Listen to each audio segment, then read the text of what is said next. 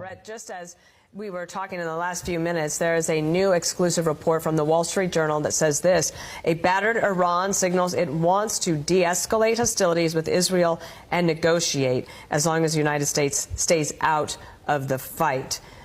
This is just developing now. Let's get your take on it, since you are quite up to speed. Yeah, good morning, Bill and Dana. I asked Prime Minister Netanyahu yesterday about the Iran foreign minister talking to reporters, saying if Israel stops attacking, we will stop counterattacking and get to the table, suggesting that they were coming to the table. This is what the Iran foreign minister said, with a deal that possibly America would see as acceptable. The Prime Minister said that is essentially BS. He said that's just not true. It's a bunch of hogwash, in his words, that when they were coming to the table, he cited the Supreme Leader saying death to America, death to Israel, as that was happening. So I think there's a lot of skepticism about this outreach. صدای متجاوز به خاک وطن، صدای متجاوز به صدای حق و حقیقت است. آنچه که ملاحظه کردید، صدایی که شنیدید، فضای غبارآلود استادیوم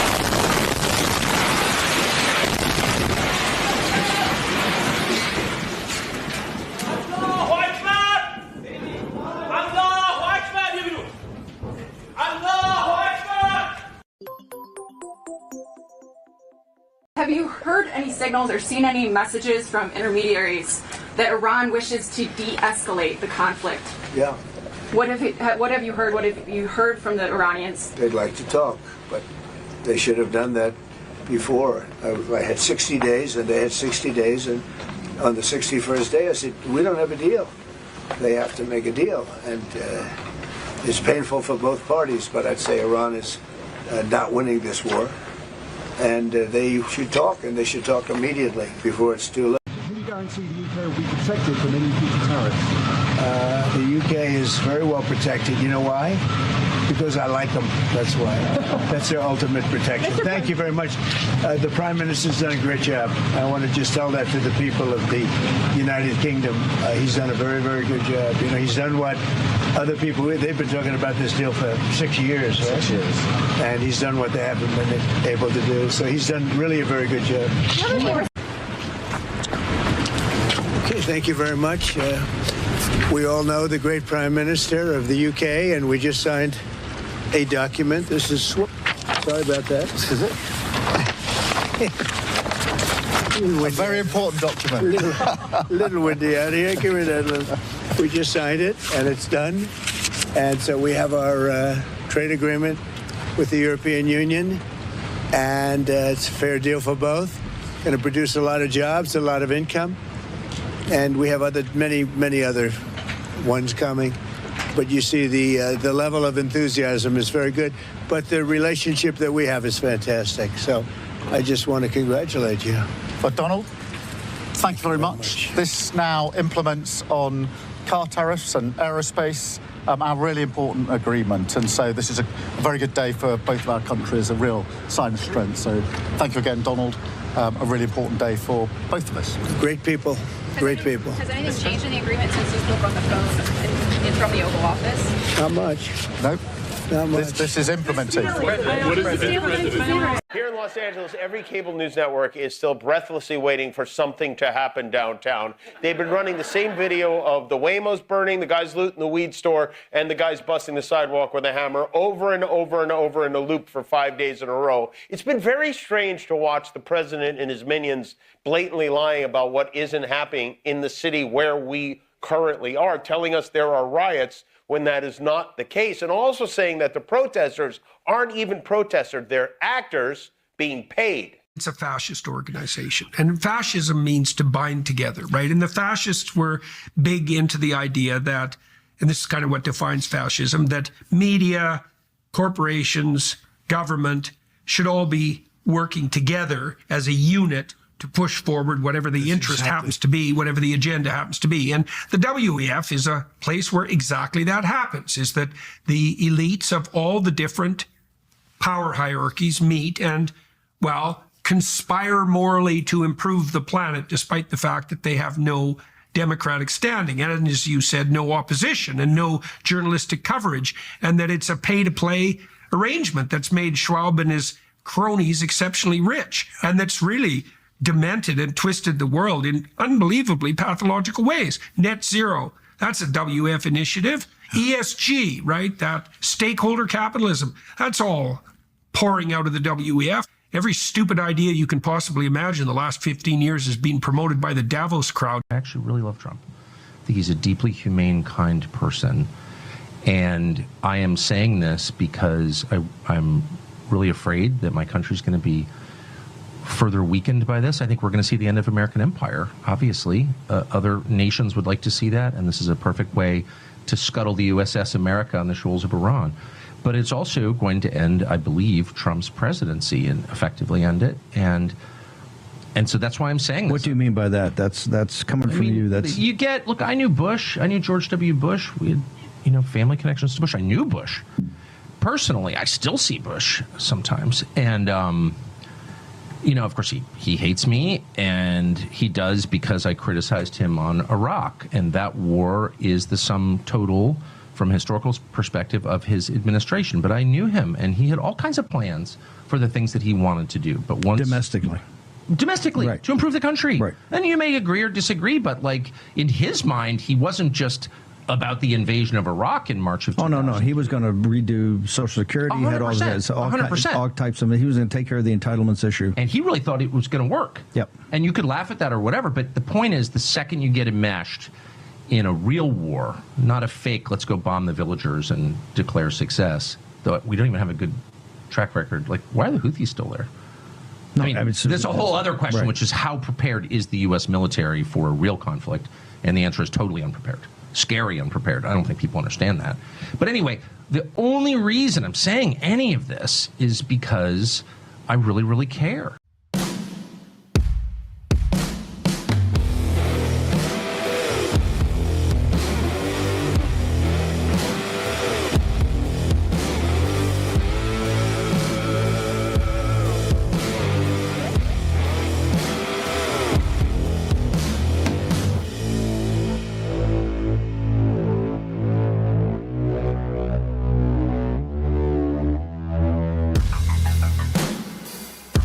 All right, here we are, Monday night, and we are live. Hope everybody's doing good. As always, be blessed in the mighty name of Jesus. Let me see who is in the chat. Robin Aroni is on. Skunk 71's on. Black Bar 201 is on. Jules 21 Hours is on. Scooter Magruder is on. USA Abbey Girl is on. General Plowman is on. Day Now 59 is on. Mike Griffith's on. Hassle Free TV is on. Snag Dog is on. Key Lime 13 is on. Gucci Buckeye is on. Granite 2468 is on. Jenna Fogg is on. Ever Eden is on. Let me see here. Judy Anita's on. Uncle Wally is on. Let me see. Hanslick Donovan is on. Prayer Works 2 is on. Blade Runner's on. Clean Sanchez is on. Sheila K is on. Debnew 2011 is on. Mark 1069 is on. Todd Suff is on. Let me see here. K4 VMS is on. Leon Fish Puppy is on. Levin Carl 11 is on. Those Jesus People is on. Craig 9 Mon is on. Miniball is on. Guitar Glenn is on. Let me see. Missed anybody here? Tim L. T-Bird is on. Christopher Arnott is on. Peg McGroin is on. Love you guys. Appreciate each and every one of you. Let's hop right into Israel, and then we're going to get to the shooting in Minnesota. That might be all we get to. I don't know. But anyway, just to reiterate where I stand personally on Israel, it's very simple, really. It'd be like if it's your kid and there's a dispute between your kid and another kid, And I'm not at all saying that Israel's our child, so please don't put that in the chat. Oh, Tom is calling Israel our child and all this. I'm not saying any of that. 8 Dad 1, I see you in there in the rant already. Thank you so much. I see Confederate 1 on. See Bud Dave is on. A couple more people I see popping up in the chat. But anyway, it'd be like if it's your child. Now, you would list towards believing your child. All three of us in this room, Brent, Aaron, and myself, are fathers. So if you use your kid in a dispute, you would favor your kid, correct? You'd favor your kid at the onset. Yeah. Everybody agree? Brent's not shaking his hand. I don't know why. No, just so you know, everybody's watching right now. All you people like with the Wethy kind of name in there, he's against his own kids. But anyway, and drives an electric vehicle half the time. But anyway, I'm just kidding. But anyway, so you would, if you heard of this dispute, I'm talking about there's no video footage yet, there's no evidence, there's no anything. Your kid tells you their side of the dispute. You would inherently at least lean towards siding with your kid. Would everybody agree? Of course we would. If you're not, you're lying. So, but then when you actually look at the material and you look at how it's all transpired, then you have to make a decision. There's videotape footage. Maybe it's murky. Maybe you don't know every last detail of everything, how led up to it. Then you can't 100% side with your kid. And then if you find out your kid via videotaped evidence, say it was a physical altercation, you find out your kid was the one who started it. Would you then still side with your kid? Even though even after that fight, you're still going to be that kid's father. You're still going to really care about your kids. See, everybody got my Dad a Kiss shirt that was given to me by my son's girlfriend. But anyway, awesome shirt. But anyway, so you would, right after the dispute, you would go back to siding with your kid. That's exactly where I stand with Iran. I do not agree with their attack at this time on Iran. But I still favor Israel over everybody in that region and over almost every country on the planet for biblical reasons and because they are actually a democracy. However, we need to also look at the biblical implications. Did God always favor Israel? You ever read the Bible? And then, no. So should we blindly follow Israel because we're Christians? No. You in specificity follow Israel. You in specificity back Israel. You don't just follow them blindly. God doesn't. So why would you? And if you look at the split, for a ton of the Old Testament, you have the separation of Israel and Judah. And most of the time, Israel was evil and Judah, and you're talking about 11 tribes versus 1. Really 12 because Joseph is split into 2, Ephraim and Manasseh. So it's 12 tribes versus 1. And almost exclusively, the 12 tribes against the 1 were named Israel, and they were never right. So we're just going to blindly follow Israel because Netanyahu, Aaron, if you can't dig up this list, that list you found that you sent into the show of all of Netanyahu's predictions about the program, just have that holstered for me. It's going to come up here in the next minute. But anyway, Netanyahu is now saying, it said before this conflict, they are within a year, he's saying weeks to a year from having a nuclear bomb. He's been saying that since 1990. There it is. There's the evidence. And because you believe that you always have to side with Israel, that you're just going to, even if they're blatantly wrong. So again, I bring up this point. You leave that up, Aaron. So I bring up this point. Do you just blindly follow the United States of America? Then why would you blindly follow Israel? I mean, and for the Christians out there, you don't blindly follow Israel. That's not the command of the Bible. The Bible command is to favor Israel, to think of it as God thinks of it. And when Israel's wrong, God did not spare Israel at all.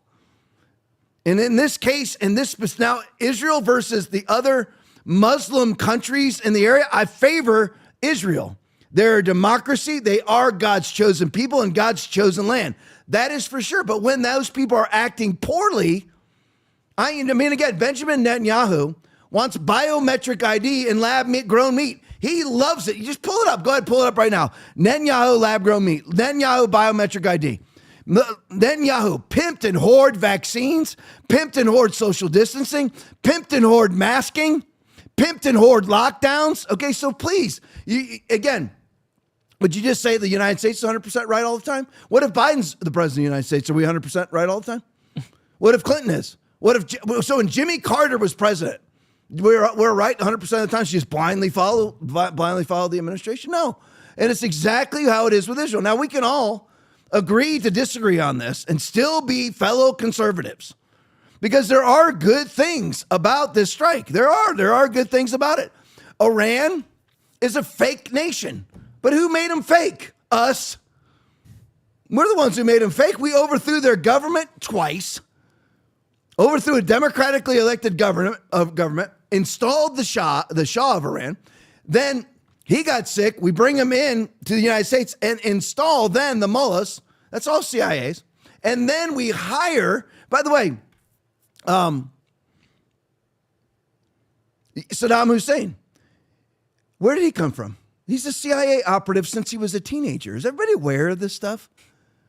I mean, Saddam Hussein is just, he just popped up. No, nobody, listen, folks, there is an Illuminati. There is a Bilderberg group, which, man, I might get to it. No, I don't know, whatever. Maybe I'll get to it. I got Bilderberg third up tonight. The Bilderberg conference going on right now. Chrystia Freeland there. Albert Bourla's there. Strange how that works. But where does Saddam Hussein come from? He was a CIA operative from day one. So he comes up, he's hired by the CIA, gets installed. He gets installed inside of the Iraqi government, murders basically murders the president. So that basically murders the entire administration. He's installed as their leader, then ordered to attack Iran. So you have that long Iraq-Iran war. We promised to pay for that. Credit Alex Jones on all this. We are, and by the way, just prove it. You can't disprove it. Good. You know why you can't disprove it? Anybody guess why you can't disprove it? Because it's absolutely true. This is exactly what goes on. So you blindly follow the United States as we overthrow governments all around the world via color revolutions and assassinations? Do you blindly follow because we're right all the time? No. As Christians, you go in and you say, you know what is right, what is wrong, and if I don't know, I'll pray about it, and God will lead the way. So Saddam Hussein is ordered to attack Iran. Here we are. Who's attacking Iran right now? It's always attacking Iran. And Iran, of course, come back to Saddam Hussein in just a minute. So you have Iran, and by the way, Osama bin Laden's a CIA operative. Yeah. Okay, so I mean, please, folks, you need to understand all of these things. I mean, it is not the way you want it to be. World War II is nothing of what you think it is. Hitler rose out of the pit of hell and attacked the world. Was Hitler a good guy? No, but either was Winston Churchill, who propagated Adolf Hitler. Adolf Hitler was Man of the Year twice on Time magazine. And then he didn't get what he was promised, so then he turned. Same thing happened with Saddam Hussein. So Saddam Hussein is ordered to attack Iran. So we have that long Iran-Iraq war that we're supposed to pay for. And then we told him we're not paying for it. So he asked if he could attack Kuwait as payment. So he attacks Kuwait, and what do? Oh my gosh, he's committing the crime of the century. We ordained it. He said, go ahead, get your payment through Kuwait. And then that's Desert Storm, remember? So then we go and start, I can't remember which one's which. They're both desert something. One in the early 90s and the one in 2000. But anyway. Desert Storm. Yeah, was it Desert Storm? I think so. I don't remember. But anyway, so because you had one and then the other. But anyway, so he attacks Kuwait. And we act like, that's the biggest atrocity in the world. And we go and destroy Saddam Hussein, kick him out of Kuwait, right?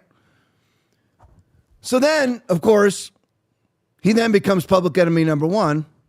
And then you have a Mossad CIA operation that attacks the two Twin Towers in New York, brings them down. Strangely, of course, bought these two buildings that were on the verge, really, of being condemned by the Port Authority.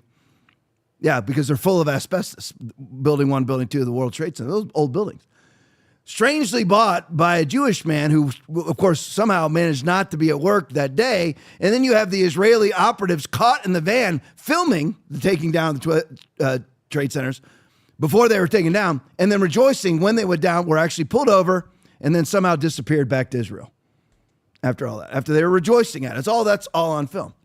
Because, and again, it's not, am I blaming Israel solely for the Twin Towers? No, because the CIA was involved and knew every single one of the operatives in the United States prior to it happening. So, I mean, please. I mean, now again, then you have everybody, then you have a lot of people who know everything that I just said. Everything that I just said. Aaron's like that. He knows everything that I just said and more. So he knows it all. And then you have people like that. And then suddenly, Netanyahu's right. Suddenly here in June 16th of 2025, he's suddenly right? Suddenly. You know about you're all on board with me. You know the Twin Towers didn't just spontaneously combust.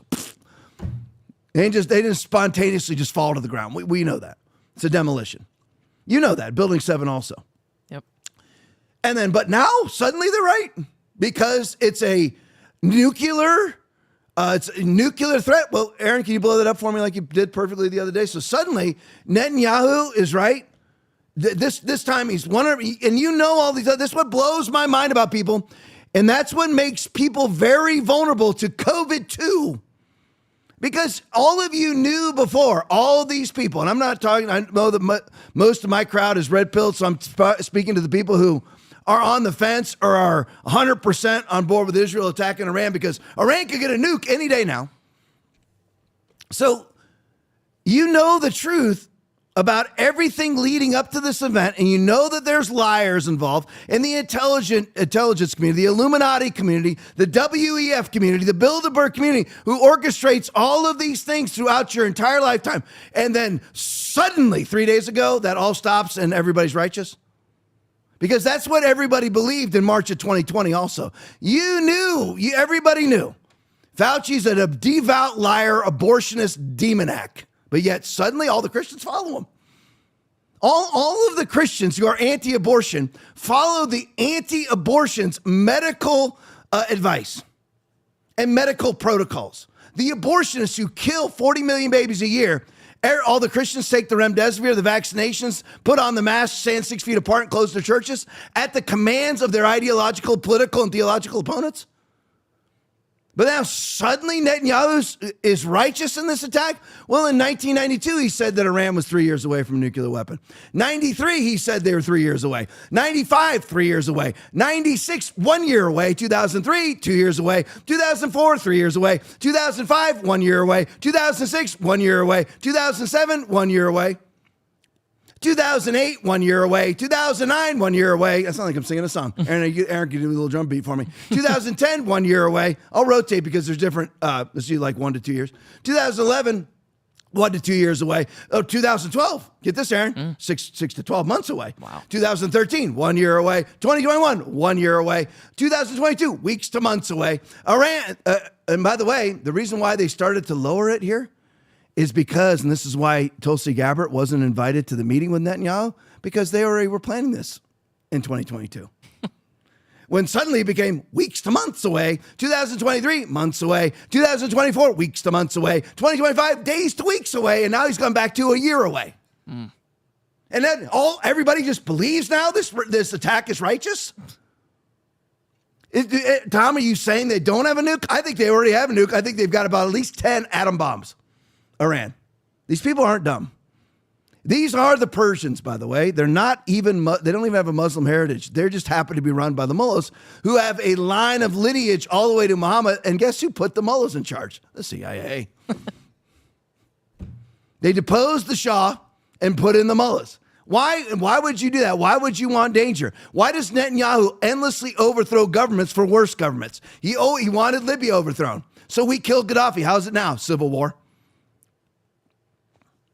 And you could name just about Somalia. He wanted them overthrown. So we overthrew them. Now they have 2 civil wars. Well, what's the point? It's all because Netanyahu benefits off of war. The military-industrial complex benefits off of war. These people don't care about people dying and being killed and getting their arms blown off as long as they get a profit and they become celebrities. Yeah, and they gain in power. So let's go to the first one. Nick Sorter tweet. Wow, 9:23. It's the first slide. And that's not a good start. All right, just in, the Trump administration has informed multiple allies in the Middle East that the U.S. will not get involved in the Iran war unless the Iran targets Americans per Axios. President Trump is standing strong. Keep resisting the pressure. That's correct. Now, leave this up. Now, who right now is in favor of this position? And why would you stop believing them all of a sudden? Tucker Carlson, Steve Bannon and Alex Jones, are all in favor of this position, as well as Nick Sorter. And now they're wrong. I mean, I marvel at people who suddenly think the attack's right. And now Tucker's wrong, Bannon's wrong, Alex Jones is wrong. It doesn't mean there aren't good things about the attack. I'll be honest with you. When I was watching, well, really their version of in-house Al Jazeera inside of Iran, and the woman is cackling on and on and on about whatever and using, Arabic language or whatever, and cackling on and on. I mean, I did enjoy the bomb going off right behind her and then closing down the broadcast. That was great, because just to stop her annoying voice. And do I think that it's good for Iran to have a nuke? No, but what's happened already? Pakistan says they're in. If Israel uses nukes, Pakistan's using nukes, because Pakistan can easily reach Israel with nukes. Pakistan can reach us with nukes. So what does it even matter if Iran has a nuke? Right. What does it matter? India has a nuke. China has a nuke. Russia has a nuke. Everybody's got a nuke. That can eat. You ever look on a map and how close Russia is to Israel? It's all pretty packed in over there. And by the way, it doesn't matter anyway, because there's Russian subs in the Mediterranean and Russian subs in the Atlantic and the Pacific. If we start a nuclear war with Russia, New York is vaporized in 5 minutes. All those idiot leftards who want a nuclear war, starting with its genesis being in Ukraine, are vaporized in 5 minutes. They're idiots. They're stupid morons. Don't believe them. They're all the people who want this war. Then you'll say, you know what, but Tom, what about the anti-Israel zealots like, Ilhan Omar, AOC, Rashida Tlaib, all of them? Well, they're wrong too. It just because, again, it goes back to your kid. Just because somebody is wrong, okay, they're wrong about Israel, doesn't make everything Israel does right. I mean, people can be wrong about the United States, and if we start another war, it doesn't make us right. This is the human equation. That's why you put everything. The only person that you're an acolyte for is Jesus. That's it. Because everybody else, including Trump is making a correct stand here. Okay? He gave Iran 60 days. He was warning them. He knew this attack was coming. He's read in. He knew. He wasn't told 3 days in advance. He was told when he took office, we're attacking sometime in June. So he knew and gave them a 60-day timeline. You know what? Let's get a nuclear deal in place where you're allowing in inspectors and the whole rigmarole. None of it ever works, and everybody develops nukes anyway. But you can do the whole rigmarole, and then Israel will be assuaged. That was Trump's plan. And the mullahs are now again, I'm anti-mullah. I'm anti-Islam. I certainly am not anti-Israel, but I am anti-Islam. I'm not anti the Jewish faith, except it doesn't save. It is the genesis of the Christian faith, and without the Old Testament, the New Testament's invalidated. So they're all in one. So I'm certainly not anti-Jewish. I'm pro-Jewish. I mean, my Savior is Jewish. But I am absolutely ardently anti-Islamic and anti-mullah. But it doesn't mean every last thing that Iran does is wrong. And it doesn't mean that every last thing that Israel does and every last thing the United States does is right. It doesn't make that. You have to operate case by case in specificity. So Trump is doing the right thing here. They had their chance. The mullahs are idiots. They've always been idiots. I mean, how dumb do you have to be? Let's attack them for a while here. That'll be fun. How dumb do you have to be to constantly put out death to Israel when their number one ally is Big freaking Brother? I mean, if your Big Brother is like the heavyweight champion of the UFC, if someone's brother is the UFC heavyweight champion, you might not want to pick on that little brother. You might want to just leave Israel alone. They just can't do it. It's got this tiny sliver of land, depending on who you talk to. Some people say it's the size of New Jersey. That's all that Israel is. For sure, it's no bigger than that. Some people say Rhode Island. But anyway, so we'll just go with the bigger. It's the size of New Jersey. Who cares what happens? But that's what makes it so biblical in nature also, which is why you need to favor Israel, not acolyte for Israel, not cultishly follow Israel when you have a bourgeois, leftist, globalist, elitist in charge of Israel, which is Benjamin Netanyahu, who is absolutely the epitome of a neocon. Can we all? And then suddenly he's right. And everyone, I agree with it. Yeah, I agree with it. Anti-nuclear Iran. Yeah, but how are you going to reach that? There's Israel. Yeah, look at the size of Israel. That's the orange. Versus Iran. 90 million people live in Iran. Yeah, good luck conquering that. Iraq worked out real well. Look how small Iraq is versus Iran. It worked out really well, didn't it? I mean, good luck. And as Tucker said, too, and people don't think this, People think, you know what, if we get in, it's over in days. How'd that work out in Iraq? Yeah. Nobody would never, by the way, the Democrats would never let us end a war in days because there'd be all sorts of ROEs put in place to make it impossible to win, just like Vietnam and Korea. So we just end up entrenched in these ridiculous 13, 14, 20-year wars where we never win, and we never win anything, just like we did in Iraq, where we go trillions of dollars in debt and get nothing. We should have been paying for the Iraqi war using oil. But Iran is stupid too. They're stupid, and they're stupider than Israel, and they're more evil than Israel. It doesn't make Israel right doing this right now because at this time, nothing has happened. And by the way, when you look into, they're like, well, what about Iran sponsored Hamas and 10/7? Well, who created Hamas? The Mossad. Because you always have to have a precursor to violence so that you don't always have to, but you can use a precursor for violence, an ingredient for violence, so that it justifies the violence that you want to actually do yourself. So you need Hamas to stir up trouble so that you can take the action that you want, and it appears justifiable then. All right, let's go. Where the heck am I? I got to get organized here. All right, let's go to the next one. Alex Jones video breaking Netanyahu double crosses Trump. Play it for me. Tomorrow it's New York. I understand America first. I don't understand America dead. That's what these people want. They chant death to America. So we're doing something that is in the service of mankind, of humanity, and it's a battle of good against evil. America should and does stand with the good. That's what President Trump is doing, and I deeply appreciate his support. Netanyahu went on ABC News and said, no, we want to kill the Ayatollah. We want regime change. And then now he went directly against Trump, saying he wants peace by both sides and says no peace deal, no giving up your nuclear program now. We're not negotiating. Israel's prime minister just announced he is not interested in peace talks with Iran, per ABC News. He's also refused to rule out assassinating supreme leader.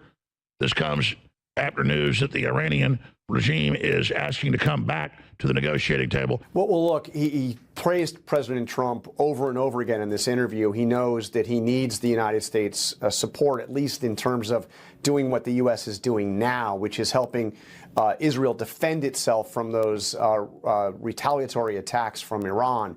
So it was all couched in a thank you, President Trump. You've been Israel's best friend, but he made it clear that he would like to see more. He didn't come out and directly say it in those ways, but what you heard, what you played right there, I understand America first. I don't understand America dead.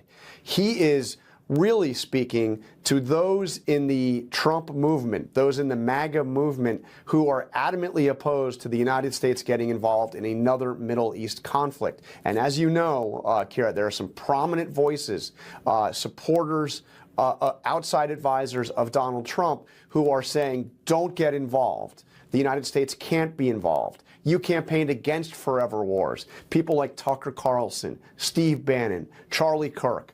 Those are, close supporters of Donald Trump who are saying that they don't think the United States should be involved in this. And Netanyahu, it seemed to me, by using their language, I understand America first, I don't understand America dead, was speaking directly to Donald Trump and to his supporters who are critical of what Israel is doing. So what, again, and Aaron was talking about it as we were going, Aaron was expressing his, extreme, I don't know what. Dislike. Yeah. Extreme dislike for Netanyahu. But anyway, because it goes back to the starting in 1990 to 2025 nuclear threats that any second now we're going to have Iran. Again, you saw the list. 1 year, 1990, 1 year they're going to have a nuclear weapon. 1992, 1 year they're going to have whatever. So you saw the list. And this is the same thing. I understand Make America Great, but I understand Make America Great dead. So Iran's going to make America dead? How? And then you go back to Nayib Bukele said, basically, America is unconquerable.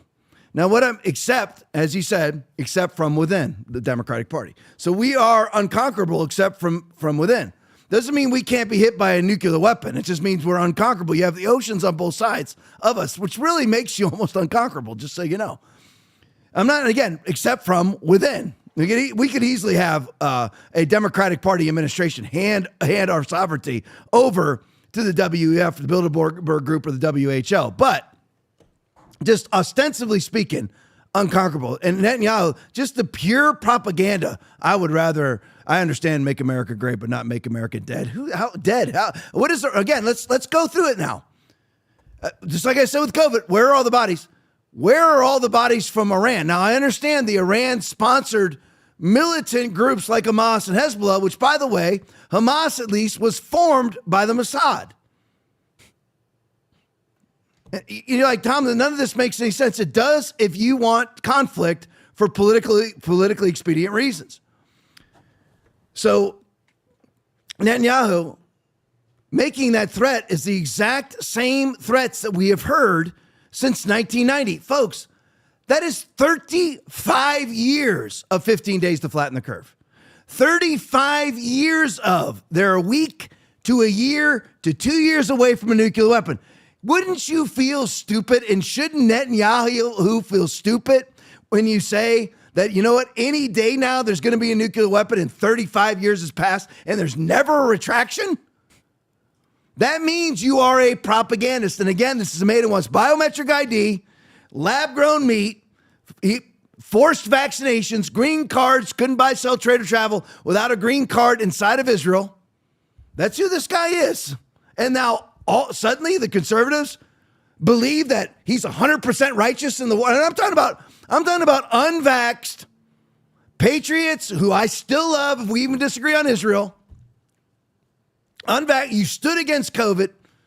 You knew never to get vaxxed. You never locked down. You never wore a mask, or you discovered it very quickly that it was all crap. And now suddenly the very purveyors of those ideologies are right. I will never understand why people don't have a skepticism. Well, Slava Ukraine, Russia bad, Ukraine wrong. How do you know that? How do you know in this situation that although Iran is more evil than Israel, that Israel is right specifically to this situation, unless you look into it? Now, again, if unilaterally Iran was lobbing in ICBMs all day long, they're doing about 300 a day right now, into Israel, and we were supporting them to defend themselves, 100% in favor of that. 100% in favor of that. But when Israel goes against, remember Donald Trump told Israel, what did he tell him? He told Iran, here's your 60 days. And when the 60 days elapsed, I'm being over dramatic, but begged Netanyahu, he didn't beg him, but ardently asked him, give me more time for this negotiation. Basically, Benjamin Netanyahu said absolutely not and just started the attack. Why? And because he wants regime change. He's not concerned about the nuclear threat. The nuclear threat can come from Pakistan and from Russia and from it being snuck into their own country. He wants another regime change, just like he wanted in Syria. He got it. Now Syria is worse than it was under Assad. He wanted in Iraq. Now Iraq is worse than when it was under Saddam Hussein. Now he wants it in the final country. He had a list, I believe it's of 8 countries that he wanted overthrown. The last one on the list, the only one who resisted that list of 8 was Donald J. Trump. And the last one on the list, I don't remember what all of them are. They were Libya, they were Syria, they were Iraq, they were Iran, they were Somalia. They were Libya. There was others, and maybe a couple others. And we've done them all for him. For him. What have we gotten? Nothing. Has your taxes gone down? No. Any prices gone down? No. Hyperinflation gone up? Yeah, because we print money to buy the weapons to conduct these wars. But Donald Trump is, no, I'm not. I'm done. This is the final one on the list of 8. And Donald Trump said, no, give me more time to negotiate. He just attacked anyway. He informed Trump was read in but did not approve it. He's read in but did not approve it. Let's go to the next one. Mario Nawfal tweet.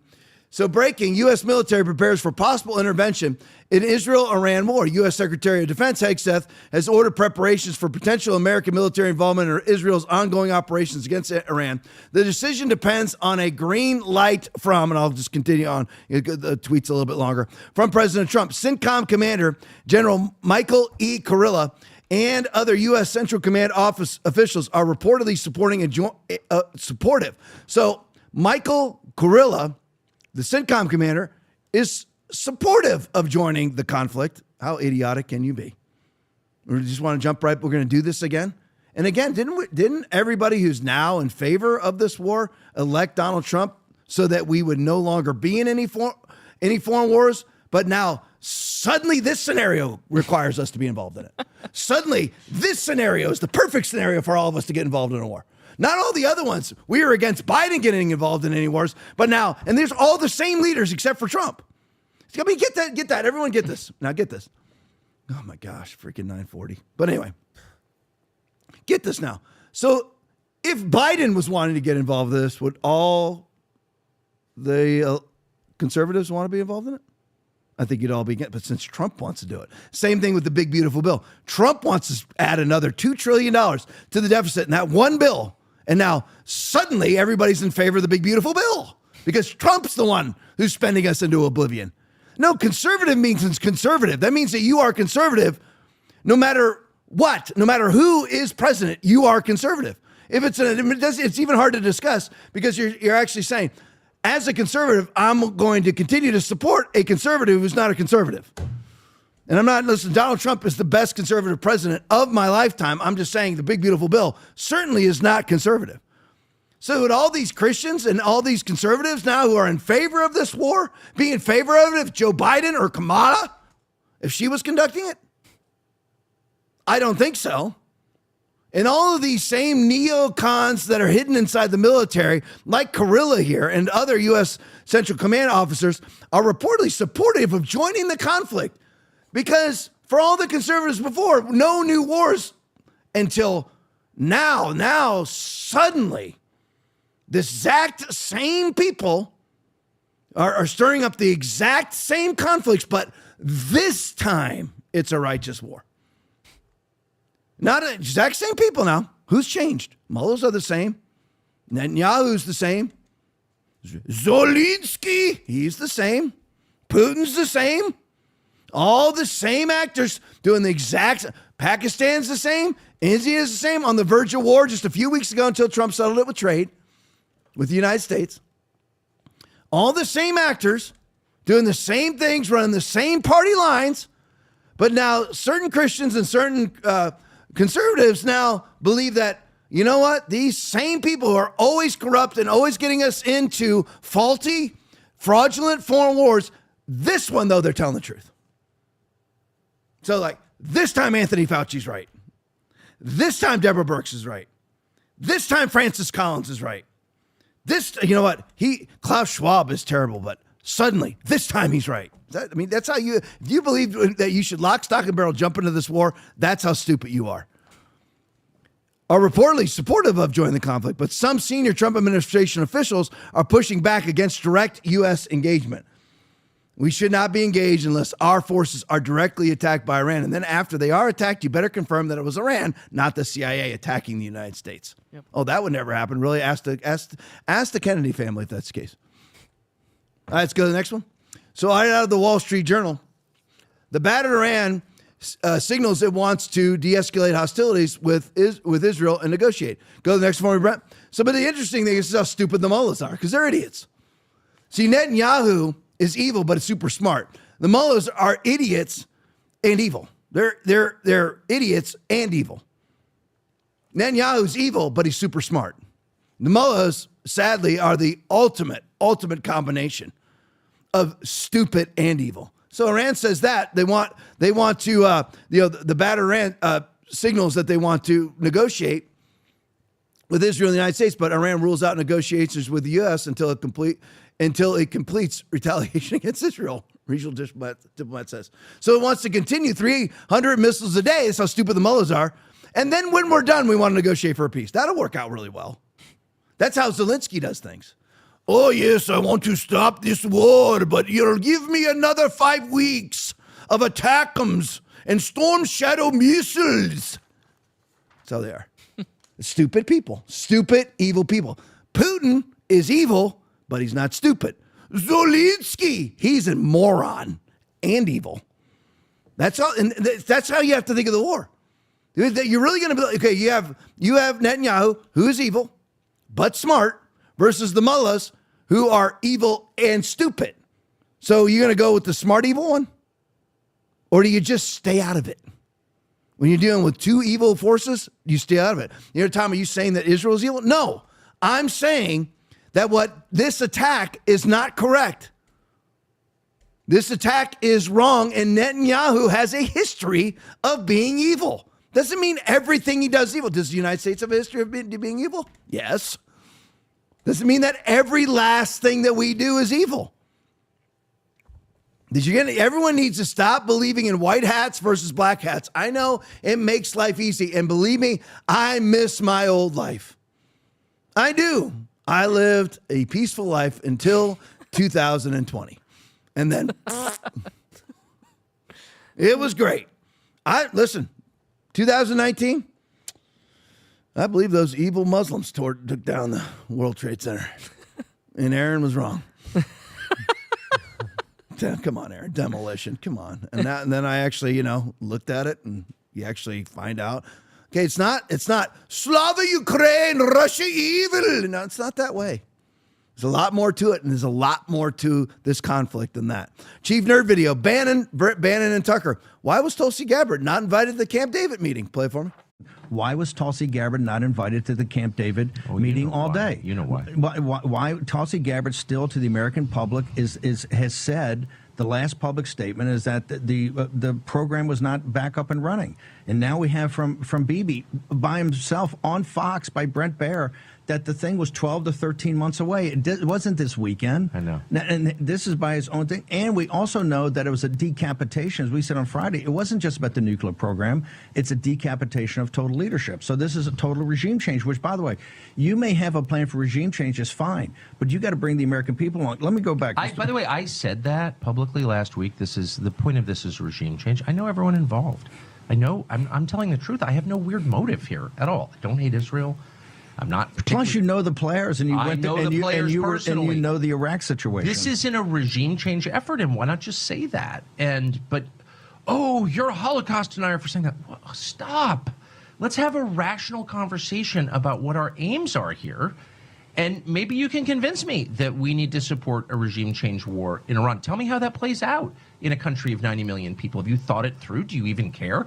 And the answer is no. We have a economic and political and demographic crisis in Europe because of U.S.-backed, Israel-backed Syria wars in the Middle East. Yeah. That's what's destroyed Europe, where my ancestors came from. And I spend a lot of time there, and I love European culture, which is Christian culture. And it's destroyed that. And, shut up, you're not allowed to care. Who's making the rules? So the director of national intelligence doesn't even get invited to the Camp David meeting with Israel. Well, why is that, I wonder? Because she already knew. She already knew that this plan was in place and there was nothing you could do to stop it. Trump, when you have President Trump, if he deals with the debt, the greatest president in the history of the United States of America, you're like, Tom, you've been awfully negative to call him. Listen, because Trump isn't God. I don't worship Trump. So when Trump puts out the big, beautiful bill, which I hate, but the big, beautiful bill has aspects that I like, that's how you deal with humanity. That's how Aaron deals with me. We're very close friends, he and I. Seriously, we're close friends, even though we're 26 years apart in age. But we're very close friends. So he has to deal with certain aspects of me. It's not like he's like, every time I walk in the room, he hears angelic music and harps. Okay, he comes and he knows, I know him, he knows me. And we walk into this podcast room, we come eye to eye. We're about 10 yards apart, we're eye to eye. And I can read him, he's not in a good mood tonight. Or he can read me, he's not in a good mood tonight. So we just kind of keep our distance. That's how you deal with humanity. They're not Jesus. They are not worthy of worship. So you question everything. That's what you do. It's like all these guys, they're scared to death of their wife. Anything their wife says they're going to do. Because they're scared of the no, you don't deal with it. You go, you know what, in this situation, what is truth? You are adherent to the truth, not to a human being. And yes, my opinion, if Trump deals with the debt, if he gets the debt going down, he's got to get it going down. He's the greatest president in history. It doesn't matter about the big, beautiful bill. They have a lot of arguments that they say it's going to lower the debts and deficits. We'll see. But anyway, he will be. But why wasn't Tulsi Gabbard at this meeting? Because Tulsi already knew. My point was, she knew what was going to happen with Israel. That Trump had that 60-day plan. And even if Trump accomplished the 60-day plan, Israel was still going to attack Iran. And they didn't want her at the meeting because this is a pre-planned attack. It's just like this. Everybody has been talking about the military parade, which was a debacle, according to Aaron. I didn't see it. Yeah. He said it was not good. It didn't make us look good. Everybody's got different opinions about it, baby. I haven't seen. I'll be honest though. I'm all over social media. I haven't seen a good opinion about it. I've seen nothing on it. Really, nothing. Nobody's like, oh my gosh, that was the greatest, most patriotic day of our lives. No, I didn't see squat. Squat. Okay, I'm talking about. I follow all the conservative sites. But the military parade. What's the genesis of that? That was paid for by the Biden administration last summer. And everyone's like, oh, Trump's military parade. It was already planned and paid for and designated, and the permits were gotten by the Biden administration. See, the world is just way different than people think that it is. Way different. You look at the genesis of, I meant that with an S on the end of it, of World War II, because there's more of World War I, World War II. Okay, look at it this way. So you have the mullahs, right, that are in charge of Iran right now. The mullahs. I'm leaving these guys up for a reason. I almost want to ask you, why do you suddenly disagree with them if you're for this war? These guys are suddenly wrong, and Benjamin Netanyahu is suddenly right. The neocons are suddenly right, and these two guys are suddenly wrong. But anyway, you go back, you look at World War I. I'll compare it to where we are now. So you go, the mullahs in Iran were put in place. We overthrew the democratically elected government of Iran in 1957, installed a guy in there. Didn't like he was getting to be awfully independent-minded, so he needed to be overthrown. And then we installed a monarchy. We had to overthrew the democratically elected president. We didn't like him because he was too democratically elected. He was too democratic-minded, not controllable, had an independent thought. How dare you have an independent thought? And you're like, well, if it's in the United States, in the interest of the United States, we don't want him to have an independent thought. It's not in the interest of the United States. The CIA, which has never been controlled by anybody ever, except for JFK who tried, the CIA is the Gestapo for fascists. The fascists are the mergings of governances and corporatism around the world. That's what they're, not our interest. The corporations that profit politicians and they partner together for mutual profit to our own bankruptcy. So it's never when you hear the CIA is, looking out for Americans. They're not looking out for Americans. They're looking out for bourgeois, globalist, leftist, elitist, some of which are American citizens, some of which are not. Those are the interests that the CIA is actually defending. So when you think, well, the CIA overthrew them because it was in the interest of the United States. No, it was in the interest of globalist, leftist, bourgeois, elitists. That's some of which are Americans. All for mutual profit. I don't have time to deep dive too far into that. But anyway, so they overthrew that government, installed a monarchy. That's really American, isn't it? Monarchy? Yeah. Let's have the Shah of Iran go in. Doesn't like him because he started to have independent thought, so they overthrew him and installed the mullahs. The mullahs are a direct lineage of Muhammad, not related at all to the Persians. Not at all. Have you ever seen the difference? You can call me a racist all you want. You know what? There's a difference. We have 3 white men in the room, and all 3 of us look very different. Very different. Aaron's getting skinny now, but Brent's the only skinny one in here. We all look, but we're all white, so we just look different. There's a big difference between how Arabs look and how Persians look. Very different. Just the way that it is. It doesn't mean I'm saying one's better than the other. I'm just saying it's very different. So it's a very odd thing to have descendants of Muhammad, which makes them all look alike. Credit on Alex Jones for all this. They all look alike. They're governing the Persians. It's just like World War I, where you had the chancellor, I don't remember his title then, of Germany or Austria-Hungary, is a cousin of the king of England.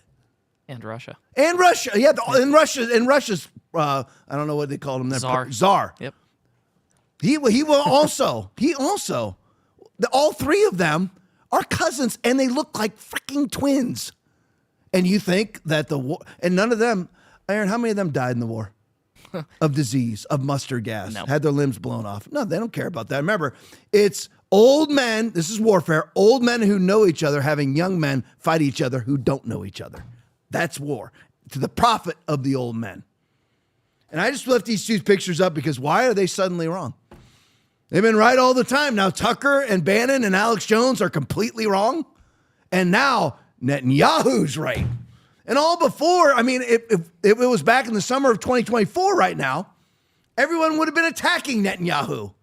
And now suddenly Netanyahu's right because he's going to take away the nuclear abilities of Iran that they don't have, Or if they do have it, they've already have it, and they're not stopping it. All right, here's. Thank you, Aaron. There you go. That's just conducting the war. They're fighting each other. You believe that? No. They were having peasants fighting each other for their own personal enrichment. For the love of money is the root of all evil. That's the reality of the world. Stop believing in white hats versus black hats John Wayne movie. I like watching them too. It's relaxing, but it's not real. You got to guess which one is which now. You know what I mean? No. Yeah, I don't know. I have no idea, but you got very much related. Yeah. The two on the left, which is England and Germany, I think, Austria-Hungary. Yep. Those are those two for sure. I don't know which one's which, but first one is England. They look like freaking twins. Yeah, they do. Twins.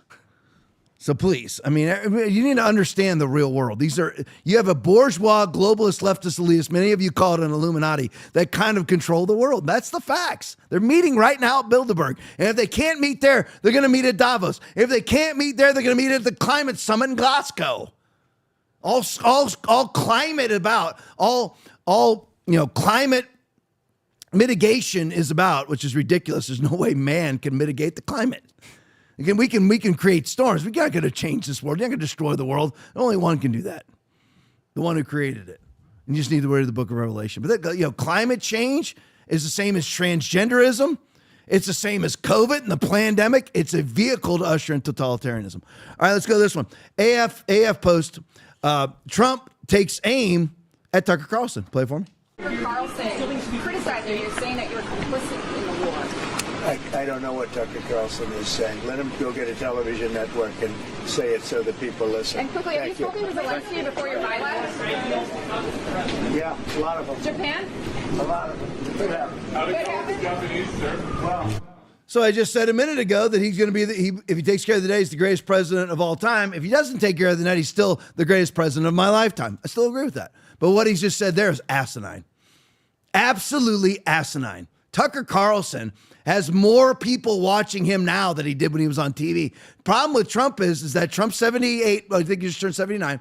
So he turned 79, and he still believes TV has power. Aaron doesn't watch network TV. I don't even, and Aaron's had influence on me. I don't watch network TV anymore. I don't watch it. Yeah. It's cut off. All I have is internet now. And he believes that for somebody to have validity and credibility, they need to have a TV show. Kids, I'm telling you right now, my kids are 24 and 26. The generation that's just beneath them, I'm talking about the 16, 17, 18-year-olds right now. Brent's kids who are little right now. How old are your kids? 5 and 3. 5 and 3 will have no knowledge of network TV. Yeah. None. By the time that they are 16, 17, 18 years old, they will have no knowledge of network TV. And Donald Trump saying Tucker Carlson has no credibility because he doesn't have a TV show. Millions. Alex Jones has no credibility. Alex Jones has hundreds of millions of views per week, per day. Tens of millions per day. Maybe hundreds of millions per day. I don't know, but hundreds of millions per week for sure. It doesn't even compare. Joe Rogan has far more views than any network outside of maybe the hottest show on Fox. He has more views for sure even than that, but it's comparable maybe with the hottest show and the hottest show on Fox of the last generation was who? Tucker Carlson, until they fired him for no reason. For still an unrevealed reason. All right, so that takes care of Israel. All right, we got a little bit of time here. So let's go to the shooting in Minnesota, which if you believe it is, as it's being stated, again, I've got an amusement park right behind the church building to sell you. And it's only for $4 billion, if you believe it. All right, let's launch into this. Gunther Eagleman video. Breaking, law enforcement now claim there's no manifesto for the shooter in Minnesota. Play for me. It came from initially. Can you identify the potential motive here? It has been widely reported that his hit list, contained names of people who are abortion rights supporters. And also, can you please release the names of the 2 other targeted victims who were it's fortunate to get away. As I said, with respect to the other two potential victims, I think it's up to them whether they want to publicly identify themselves. As I said, it wouldn't surprise me if they do. They're elected officials, but that's their right. Obviously, they may have families and children and privacy interests that they need to sort through. So I'll let them do that. With respect to the potential motive, let me say this. There's been a lot of press coverage and speculation and discussion of a manifesto. I've seen nothing like a Unabomber-style manifesto in his writings. He had many, many notebooks full of plans, lists of names, surveillance, efforts that he took to surveil and locate the home addresses and family members' relationships with these elected officials. But I have not seen anything involving some sort of political screed or manifesto that would clearly identify what motivated him. Obviously, his primary motive was to go out and murder people. Now, they were all elected officials. They were all Democrats. Beyond that, I think it's just way too speculative for anyone who has reviewed these materials to know and to say what was motivating him in terms of ideology or specific issues. There's a lot of... For abortion rights supporters? There were some abortion rights supporters, I believe, on the list. But again, there was dozens and dozens and dozens of names on, hundreds of pages of documents that were recovered with his writings on them. Did he confess and give more details after he was apprehended last night? I'm not going to comment on that at this time. Okay, they're saying there's no manifesto, but there's tons and tons of notebooks, and I'm sure they're going to release those, right? It was just like people like John Brennan, who testified about the Steele dossier. He says, I've never read the Steele dossier. Maybe it was James Clapper, don't remember which. He said, I've never read the Steele dossier, but what he did read was the dossier written by Steele. But I've never read the Steele dossier. That's what they do. I don't believe in CRT. I believe in TRC. I don't believe in ESG, environmental social governance, but I do believe in GES. That's the game that they're all playing. This is the FBI. They cannot be trusted, even with Bongino and Kash Patel in charge. And Bongino and Kash Patel have not performed great. Let's all be honest. They may pull it out, and I love them both, but as of yet, not great. Aaron, I'm just checking in for the weekly check. Yeah. Epstein flight log been released yet? No, not yet. Okay. No. Just checking. All I want's a flight log. That doesn't have any victims on it. So, and if they were, they'd be easily redacted. So Can't do it. Just looking for the flight log. Dick Durbin has it. Tricky Dicky little Durbin. He's got it. So it hasn't been released. Marsha Blackburn's been trying to get it released for 5 years and we can't get it released. I'm just curious why. Now we got Patel and Bongino in there. I'm just wondering where it is. So anyway, that's the same FBI talking right there. And he doesn't have a manifesto. And again, not to tie this back to Israel, but are you going to believe them? Oh, no, I'm not believing them, but you believe in Netanyahu. You see what I'm saying? Yeah. I hope everybody gets this. Doesn't mean Netanyahu's not right about some things. It doesn't mean that the FBI doesn't do some good things, although not lately. Kyle Becker tweet. Just 10 criminal charges have been unsealed against the alleged Minnesota lawmaker killer Vance Bolter. The Hennepin County, so just so everybody knows, there's two entities filing charges against that. Two entities have filed charges against Vance Bolter. And that is Hennepin County local police agency in Minnesota. And so we'll just say Minnesota has pressed charges against them, and the federal government has pressed charges against them, which has now brought in the death penalty as a possibility. So anyway, Hennepin County Attorney's Office charged Bolter with 2 counts of intentional second-degree murder, not premeditated. Not premeditated. Okay. Oh my gosh! How is? See, I can't wrap my head around it. Okay, I don't either, Brent. Okay. Oh, this is Keith Ellison's outfit. This is Keith Ellison is the state attorney general. That makes sense. Wife beater. Yeah. But anyway, and 2 counts of attempted murder, not premeditated. The guy, I'll be honest with you folks. I read this and I typed up the entire. I copied the entire tweet by Kyle Becker. Kyle Becker's an awesome source. Make sure you follow him on Twitter. I didn't catch that. Not premeditated. What idiot. Okay, this guy goes and outfits a police car. Outfits a fake police car, gets a fake police uniform with a bulletproof vest, with a taser, gun belt, masks, goes from one house of an elected official to another, and it's not premeditated. I'll tell you why they're putting not premeditated, because they're trying to frame this as a MAGA attack. That's why they're doing it. if they frame it as actually, they're framing it as not premeditated because they want it to appear to be a random act of MAGA violence. If they actually put it down as premeditated, it's going to appear as it truly is, which is a false flag put out by the globalist left Democratic Party. So premeditated, this is, remember, Bolter reportedly wrote a manifesto that amounts to an alleged list of his targets that the FBI is not calling a manifesto, even though it's a list of targets. Police and numerous notebooks. Police arrested Bolter Sunday night in Sibley County. Unbelievably, the county's attorney's office has requested bail at $5 million. That's really low for somebody who gunned down one political official, tried to murder 4 other people, 2 of which were political officials, after the suspect allegedly killed 2 Democratic lawmakers. The county attorney is Mary Moriarty. Now, who's the one that she put out these charges?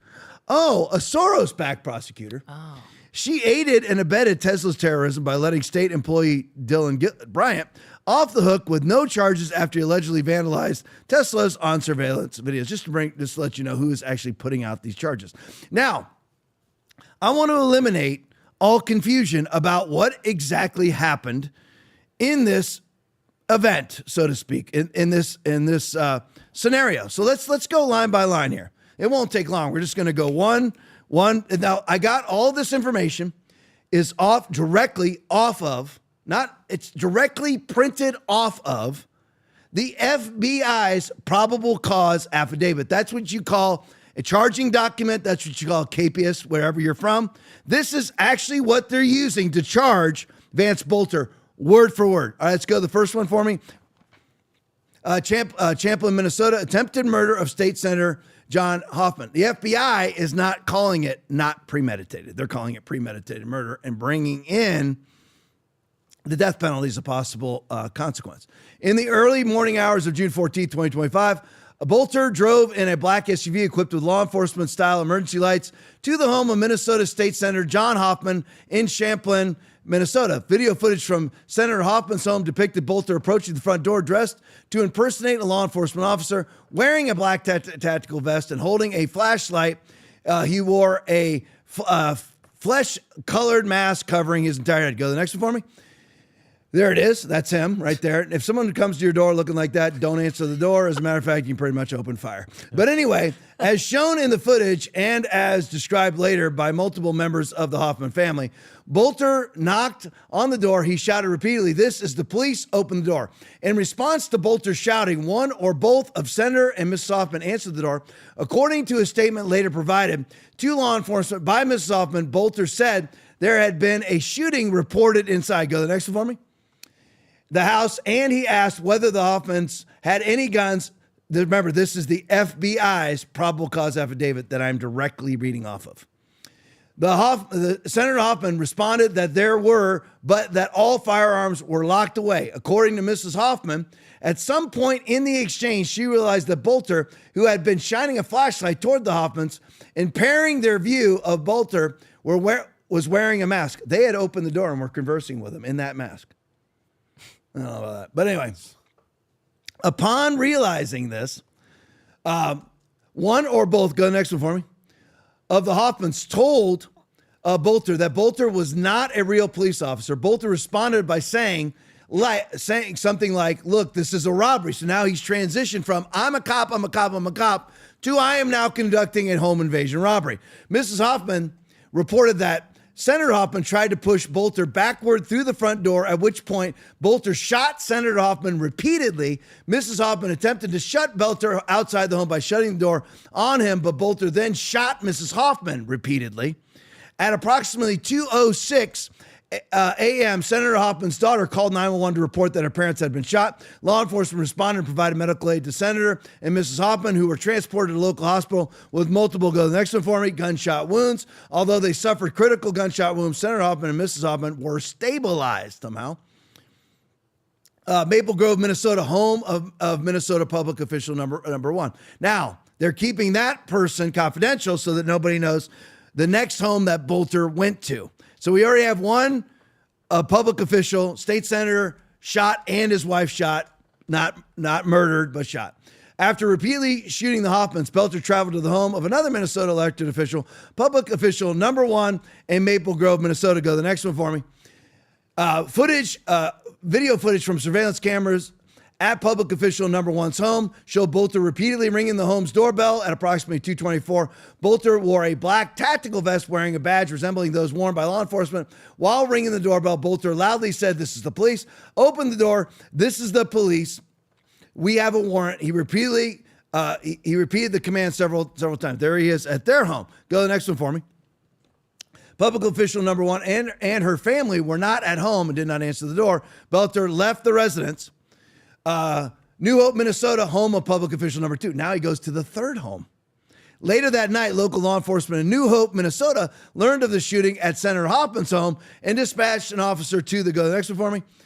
To the New Hope home of another Minnesota elected official, public official number 2, obviously keeping this public official's identity and address confidential, to conduct a safety check. At approximately 2:36 a.m., an officer encountered a man now believed to have been Bolter sitting in the driver's side seat of a black SUV parked down the street from public official number 2's home. The officer believed that the SUV, which resembled a squad car and was equipped with a police-style light bar, was in fact a law enforcement officer providing protection for public official number 2. Go to the next one for me. The officer reported that the individual sitting in the black SUV, which was Vance Bolter, was a bald white male still wearing his goofy mask, staring straight ahead. Now, the officer, I mean, I really don't want to jump any cop's case on this, but I'll go to the next line. The officer tried to speak with that man, but he continued staring straight ahead and did not respond. Okay, no cop's ever going to do that. You need to now treat that very differently. Okay, you have a guy in there wearing a bald mask. His tag of his vehicle, you should have scooted back and run his tag. What does his tag say? His back tag said police. Folks, that never happens. Okay, it's either what's called a confidential tag, or it'll be a colored like orange or yellow tag on it. Okay, it's not going to say, your tag is not going to say police. Clue number 1. Okay, so the guy's not talking to you. He's staring straight ahead. Scoot your police car back and run his tag. Don't just let him go. No cop doesn't respond to another cop. I've never, 25 straight years law enforcement, I never pulled up to a fellow cop and sitting there going, "Hey." And the guy never looks at me. Hey, certainly this is not the fault of that officer, but I'm like, come on. Okay. Let's think a little outside the box here. Okay. The officer drove the officer just drives on. The officer drove the rest of the distance to the public official number 2's residence, saw no signs of distress, and waited there until additional law enforcement officers joined her. Never said a word about that black SUV where the cop didn't respond to her. Okay, very strange. Not on her part. She just blew it. Okay, this cop blew it on this one. Okay, blew it. It's not her fault. None of what happens is her fault, but she just blew it on this one. That should have been very suspicious. By the time they did, the dark SUV had left the area. Go to the next one for me. All right, now we're in Brooklyn Park, Minnesota. The murder of Minnesota State Representative Melissa Horton and her husband around 3:30 a.m. Local law enforcement, having learned of the shooting at Senator Hoffman's home in Champlin, went to the home of Minnesota State Representative Melissa Horton in Brooklyn Park, Minnesota, to conduct a safety check. Upon arrival, law enforcement saw a black Ford Explorer SUV, the same one with the same police tag, parked outside the home. The black SUV resembled a squad car and was equipped with police-style lights. Those lights were flashing. Go to the next one. The SUV's license plate had been replaced with a fake police license plate. Okay, not replaced since the load I described to you before. This is what was been on the whole time. There's the image from law enforcement footage upon the arrival at the Hortman household. Go to the next one for me. So that's the tag, by the way. Okay, folks, I mean, you can even see where it's been cut. Legit. It wasn't even well cut. I mean, it's like a piece of paper. I mean, it's probably plastic, like etched out with like crappy scissors. But anyway, law enforcement arriving at Representative Hortman's home saw Belter dressed in dark color standing near the front door facing the house. Go to the next one for me. That's him standing right there. with his flashlight. So the original story was that he had already shot them, came out, and was then in a shooting with law enforcement. It's not what happened. It's not what happened. What happened was they confronted him. He shot his way into the house. And that, from what I've read from the FBI report, law enforcement never shot a round at him. He started shooting in the house, went in the house, shot and killed the congresswoman, their speaker of their house, her husband, and mortally wounded their dog. So there is the image of him outside of the house. All right, go to the next one for me. So then, moments after their arrival on scene, Bolter fired several gunshots into the house as he moved forward. The cops never shot him. Entering the Hortman's, I'm not saying they should have, by the way, at that point, because the gunfire was going in another direction. Entering the Hortman's home. And plus, they might have been thinking this was a cop. In dash cam footage from the scene, moments after Bolter fired those shots, as he moved into the house, a second set of gunshots can be heard. At the same time, so he shot his way into the house and then shot Horton, her husband, and their dog. Several flashes appear in the entryway windows. About the same time, officers moved forward to the home's front doorway, where they saw Mr. Horton lying on the ground. Law enforcement approached the fallen Mr. Horton, who had been struck by multiple gunshots, to provide medical assistance. Go to the next one for me. When officers entered the house, they found Representative Horton suffering from multiple gunshot wounds. Officers also found inside the home the Horton family dog gravely injured, which they ended up having to put the dog down. Representatives and Mr. Horton died from their injuries. Bolter fled the Horton's home, leaving behind Bolter's 2015 Ford Explorer SUV that was parked outside the house. After obtaining a warrant, officers searched the vehicle. I know from my training and experience that Ford did not manufacture 2015 Explorers. I don't know what this sentence means. Aaron, see if I'm missing something. Brent, see if I'm missing something. Because I don't want to call it OCD, but my critical nature, I just don't know what this sentence means. I know from my training experience that Ford did not manufacture 2015 Explorers in the state of Minnesota. That doesn't make any sense. Does that make any sense to you guys? I don't know what he's talking about. Have to do with a car? Well, no, it's training experience. He may have some expertise in being able to figure out what a car is or when it was manufactured. But why would you be worried about whether or not a 2015 Ford Explorer was manufactured inside the state of Minnesota? Yeah, you can get an Explorer from Michigan. You couldn't figure out that the police tag was not suspicious. Well, yeah, I know, but but anyway, so I don't get that. But it could come from a different state, to your point. Yeah, I don't. Why? So who cares? Why does it matter whether it was manufactured? You're like, Tom, move on. It's hard for me to move on with something that makes no sense. But anyway, all right, line 30. All right, so officers found evidence tying Bolton to the SUV, including a bill for his storage unit with Bolter's name. Now, let me just go over this real quick, as well as the other evidence. Officers also found license plates from the SUV Bolter drove that night. Public records show the SUV is registered to Bolton. Now, if this was like somebody really trying to pull it off, would any of this be there? No. I mean, this guy allegedly, that people are like, they give him bona fides, they give him these bona fide, he owns, tactical security company. Okay. So, I mean, why would, if you were actually trying to get away with this, you wouldn't cover your trail better than this? Go to the next one for me. Officers also found approximately 5 firearms in the SUV, including semi-automatic assault-style rifles, as well as a large quantity of ammunition organized into loaded magazines. They also found a medical kit containing wound treatment supplies, several eye masks of the kind that might be worn while you're sleeping. Go to the next one for me. From the SUV, officers recovered several notebooks that, don't worry, Aaron, they're not a manifesto, according to the FBI. So we're never going to see them because it's an ongoing investigation. Full of handwritten notes. Listed among the pages of those notebooks were the names of more than 45 Minnesota state and federal public officials, including Representative Hortman, whose home address was written next to her name. Go to the next one for me. So one of those notebooks contained lists of internet-based people searches engines, including such and such and such and such. I know from my training experience and the training, which is very common to write in a probable cause affidavit, by the way, a law enforcement officer referencing their training experience, and the training and experience of other officers and agents involved in this investigation, that these website aggregate data from various online and offline sources to provide querying user details about the searched for person, such as home address, phone numbers, information about family members. Go to the next one for me. There are the pictures of some of the notebook. But Aaron, don't worry. Yes. It's not a manifesto. No, of course not. So we're never going to see it because it's an ongoing investigation. Go to the next one for me. So in addition, officers found Garmin GPS. This guy's really doing a great job covering his tracks. Garmin GPS navigation device. Garmin GPS navigation device in the SUV, which is, talk about outdated. A Garmin? It's all on your freaking phone. How do you have a Garmin? But anyway, that you're going to leave there for the cops to trace. Get a burner phone. It doesn't bro. have your phone, right? You can have any phone.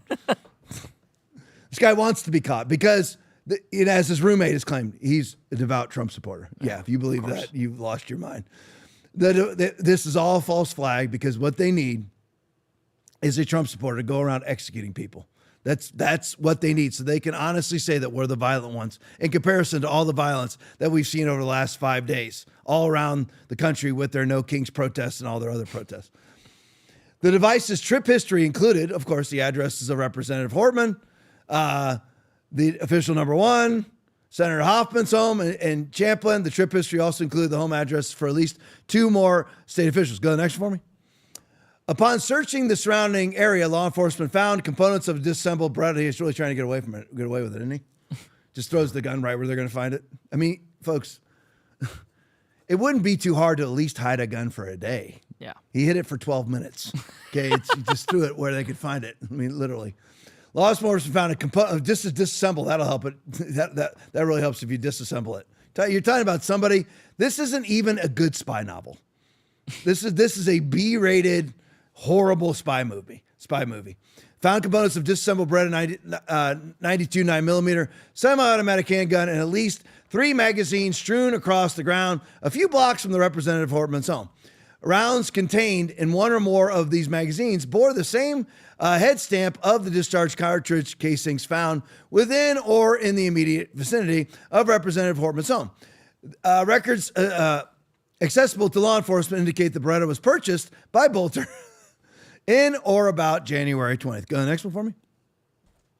In the same general area, law enforcement also found a flashlight, a tactical body armor vest, and a mask, all consistent with those Bolter can be seen wearing earlier in the morning. Go to the next one for me. According to records obtained by law enforcement, Bolter purchased 3 Beretta handguns as well as other firearms. Now we're in section number 6. Subsequent investigation of Bolter's apprehension. So now they know who the guy is because it's basically unimaginable that they couldn't have found out. It's basically impossible for them not to know who it is because he's left every single possible shred of evidence for them to find to determine that he is in fact the suspect. So where the heck am I on my list here? Right, here we go. Okay. Yeah, here we go. All right. Law enforcement obtained information to track the locations of call phones known to be used by Bolter and his wife. Law enforcement used the resulting data to locate Mrs. Bolter. Go to the next one for me. Mrs. Bolter consented to law enforcement search of her phone. That search revealed that around 6:18 a.m., Mrs. Bolter and other family members received a group text message from Bolter. In the text, Bolter wrote, among other things, "Dad went to war last night. I don't want to say more because I don't want to implicate anybody." So if anybody has ever watched any sort of docuseries, either the suspect themselves or their co-conspirators are always written an email or always written a text message saying, "I know you don't know anything about this." Every time. Whenever there's a co-conspirator, they're always either wrote themselves a note or had somebody else write the note or sent themselves an email using somebody else's email account saying, "You don't know anything about it." Same thing's happening here. Same thing happened with his roommate. His roommate's got this long, detailed text message where twice in the text message, "You know nothing about this. You know nothing about this." And says the wife, "You don't know anything about it." Conveniently written to her.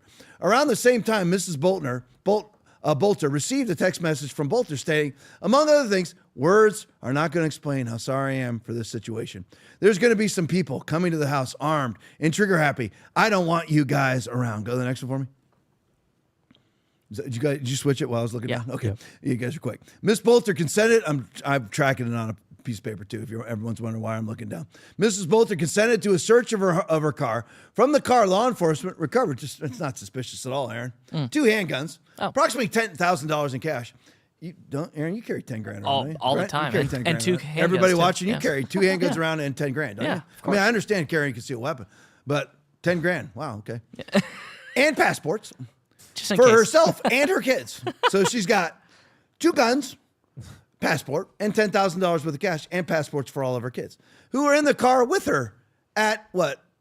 What time in the morning was that? Can you go back? 6 o'clock in the morning. So it's 6 o'clock in the morning. She's in a car with $10,000 worth of cash. Yep. Passports for herself and all of her kids. Yep. And 2 handguns. Okay. Law enforcement, there's nothing to see here. This is just a MAGA crazy shooting Democrats. And by the way, Horton was suspected of wanting to change parties and had just voted against an immigration bill in the state house of Minnesota. So she was certainly not she was a leftist. I don't want to make it more than it was. She was a devout Democrat, but certainly not along the lunatic left side. So if you're going to pick somebody that you're really not going to lose anything by killing as a leftist masquerading as a MAGA person, that's the right one to kill. Law enforcement obtained cell phone information from multiple phones known to be associated with Bolter. The location data led law enforcement to a residence in Fremont Avenue in North Minneapolis. Law enforcement also found this Fremont Avenue address in Garmin's trip history, of course, described above. At the Fremont home, law enforcement encountered and interviewed a man who said he lives in the Fremont residence, and he explained, lives in the Fremont residence, and he explained, shares it with Bolter. Wait a minute, I thought he had a wife and all these kids. Why is Bolter living in a different house? At least part-time. Officers conducted a warranted search of the Fremont residence. Officers found a handwritten list of names containing many of those same public officials named in the notebooks found in Bolter's SUV described above. Go to the next one for me. Officers also found a purchase receipt from Fleet Farm dated about June 9th, 2025, which documented the purchase of, among other things, a flashlight, a tactical, I mean, they're finding receipts for everything? Well, this guy's a tactical genius. A tactical rifle case, 2 types of firearm ammunition, and the materials believed to have been used to create the fake police license plate. Remember the fake one looks like it was cut out with scissors? Places attached to Bolter's SUV. Law enforcement also found several notebooks, not a manifesto, again, just one notebook after another, but not a manifesto, containing handwritten notes. These notebooks were in addition to those recovered from the SUV. Among the pages of those various notebooks, officers found listed the names and often home addresses of numerous Minnesota public officials, including Representative Hortman, one of the people Bolter shot and murdered on June 14th. Beneath her name, a notation reads, married, Mark, 2 children, 11th term. Mark was the name of Representative Hortman's husband. Another notation in one of the recovered notebooks names Horton, her address, and her spouse again with the added, go to the next one for me, with the added notation, big house off golf course, 2 ways in to watch from one spot. This is an apt description of Hortman's home, which backs up to a golf course. Another notebook notation lists 3 websites for companies that sell face masks. Similar, this guy did a great job just covering this trail, didn't he? To the one Bolter wore.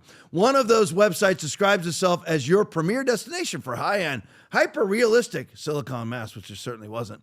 Another of those websites asserts that it sets a new standard in hyper-realistic silicone masks. Go to the next one for me.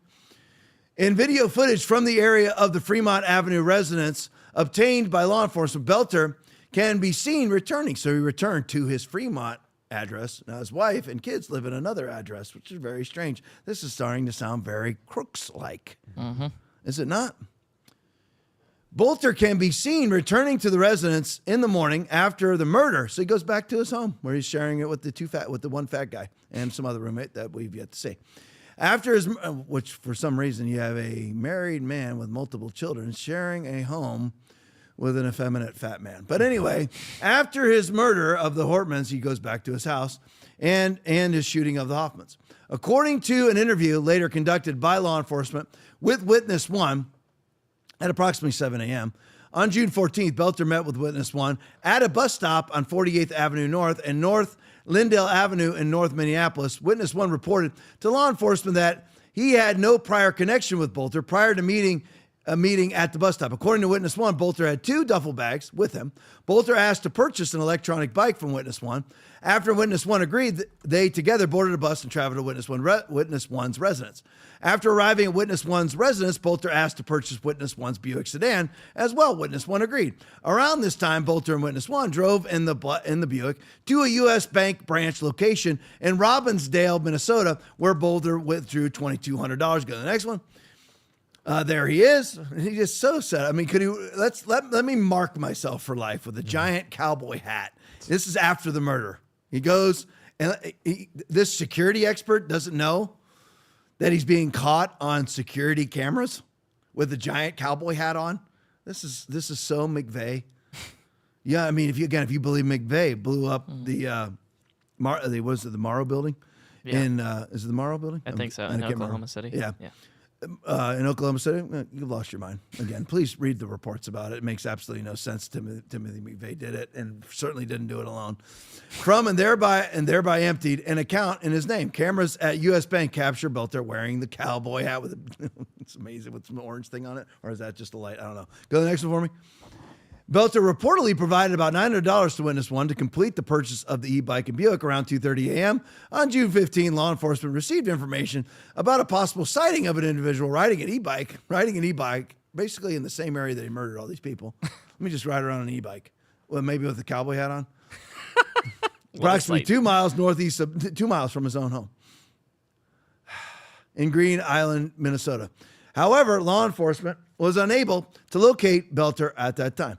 Law enforcement investigated further and discovered the Buick that Bolter purchased from Witness 1 abandoned on Highway 21, closest to the location of the e-bike sighting. Is there more? Or is that it? No, there's a Go couple ahead. more. Yep. Keep going. There we go. Law enforcement approached the vehicle. I've lost track of my whole page, so I might as well stop looking at it. Law enforcement, there's 32 of these slides. We're almost done. Law enforcement approached the vehicle using a drone to check for explosives or other potential safety concerns. Really don't need to worry about this guy. He wants to be caught. And I believe, as Alex Jones says, that he was commanded to commit suicide and then chickened out at the last minute. A search of that vehicle uncovered, among other things, what appeared to be the cowboy hat. Oh my gosh, dude! Breadcrumbs. Just remember, it's not even breadcrumbs; they're giant loaves of bread. A search of the vehicle uncovered. I mean, Brent was a former serious crimes detective, and you would dream of a case like this, how easy it would be solved. Easy. A search of that vehicle uncovered, among other things, what appeared to be the cowboy hat Bolter wore when captured in the U.S. Bank. I'm surprised he didn't have pictures of himself murdering people in there for him to find also. Go to the next one for me. As well as handwritten letter directed to the FBI. In the letter, the writer, who claimed his name was Dr. Vance, like Vance Bolter, Luther Bolton, admitted to being the shooter at large in Minnesota. So he writes a letter confessing to the crime in the car that they found. Involved in 2 shootings the morning of Saturday, June 15th. At approximately 9:10 p.m. on June 15, 2025, law enforcement located Bolter in a field in Green Island, Minnesota, approximately 1 mile from his own family residence. Oh, this is a master criminal right here, isn't it?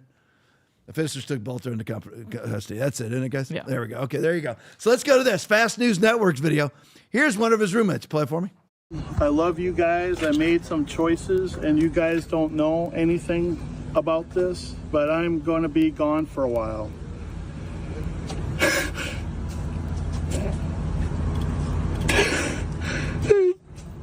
Sorry. Take your time. Maybe dead shortly.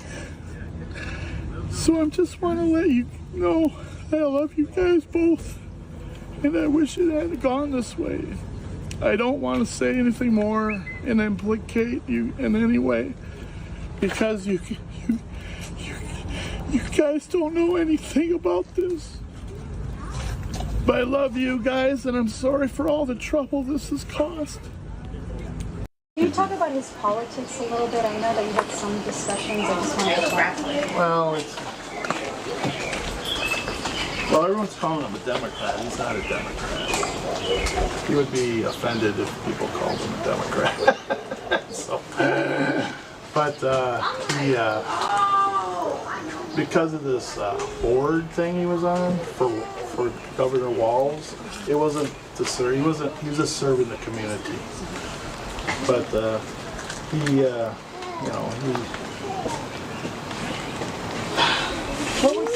can't believe a political issue would cause him to do such things.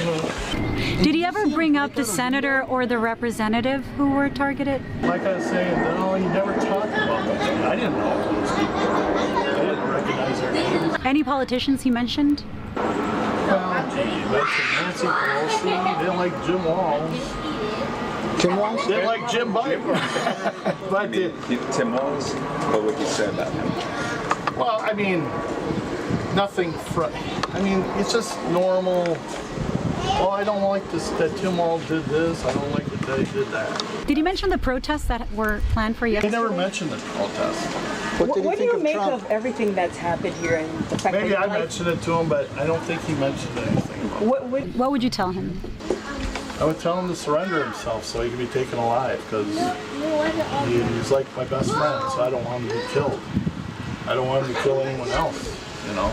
So I think if I saw him, I could talk him down, but I don't know where he is. All right, so there we go. I don't need to watch any more of that crap. But anyway, very conveniently, twice, you don't know anything about this. You guys, I love you too, and you know nothing about it. I love you too, and you don't know anything about it. And why does he love two guys that he lives with, and he's got a wife and kids in some other house? And the wife has a passport, $10,000 on her, passports for all the kids, and 2 handguns when she's confronted by the police. It's weird, which is kind of weird, isn't it?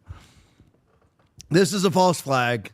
This is a Democratic Party operation. This is a globalist, leftist, bourgeois, elitist operation, just like basically every other one. They're going to frame it as a MAGA attack on leftist officials.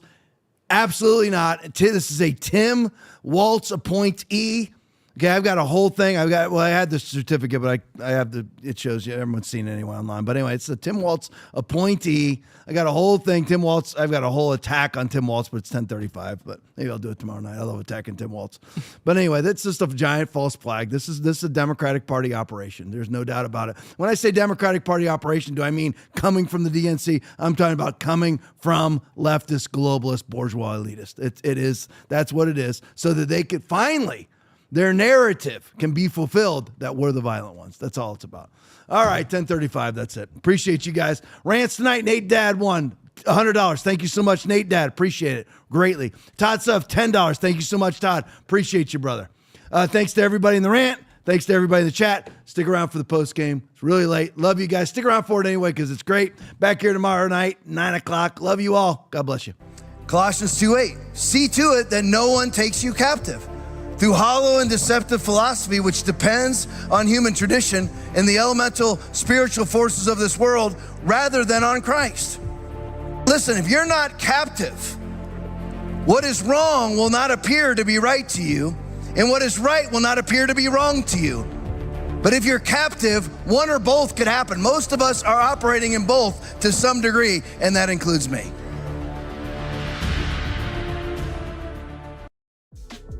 Have you ever had a question you were too afraid to ask? Or a thought you knew everyone was thinking but no one dared to say out loud? Welcome to the Hope Hotline, where nothing's off limits and we say what others won't. Real talk, raw truth, your questions finally answered. Thanks for watching the Tom Laipply podcast. We appreciate your support. As a special thank you, when you donate $25 or more, you will get a free TLP koozie. Enjoy your favorite cold drink while tuning in to our latest takes on current events. Your support keeps us going. Donate now to claim yours. It's fascism. They always said, Emiliano Zapata said fascism would come to this country with a Bible wrapped in an American flag. And here it is. I grew up in an evangelical Christian nationalist home. I know what it's like in here. I know what fascism feels like because that was my family. My family. My family are Nazis and slave owners. That's my family's fucking history because they're Americans and they're white Americans. That's our history. My husband and my son, my 7-year-old son, just walked out the door to go to a No Kings protest. and I'm staying home because my other son does not feel well. And as they were walking out the door, I said, thank you for being so brave and going and doing this. And my son looked at me and said, will it change things? And I said, I hope so, buddy. I hope so.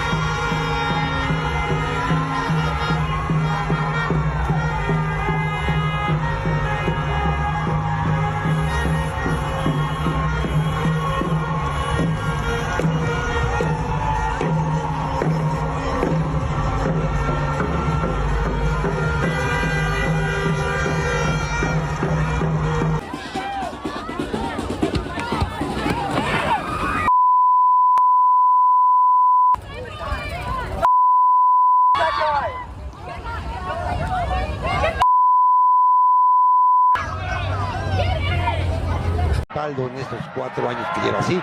Se metió el perro y se metió el poli, se le escapó. Cuidado con el perro. A ver, agárrenlo. Agarren del perro. Ya lo fueron al azar.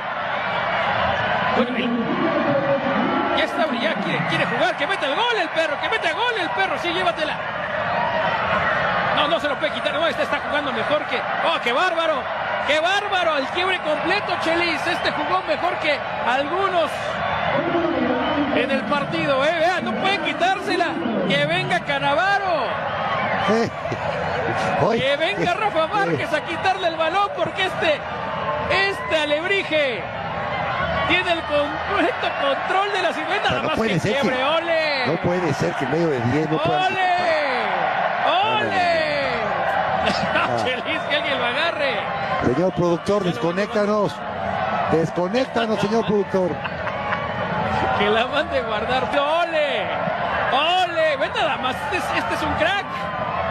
Este es un crack. Puede con toda la defensa. Ya llegó uno más. ¡Ya aviéntatele! Y tampoco, mira, Valentín, el argentino tampoco puede. Un cuarto, un quinto. Esto se va a quitar a todo el mundo. Le quisieron meter la zancadilla. Por fin terminó llegando.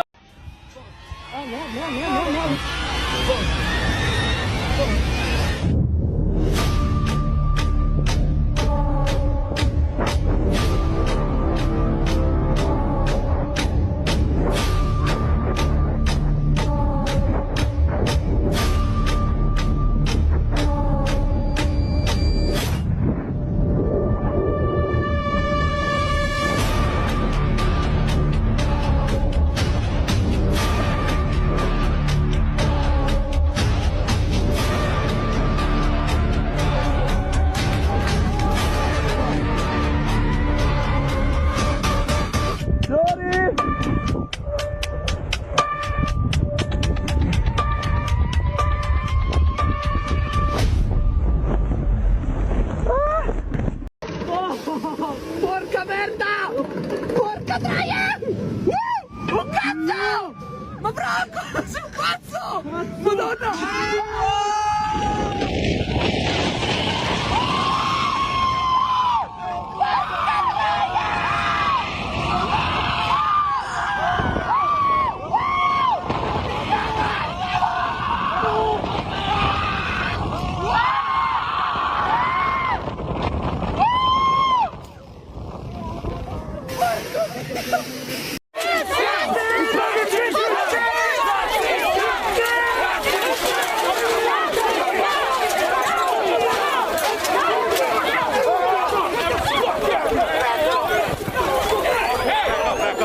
Back up. Just go to the other side.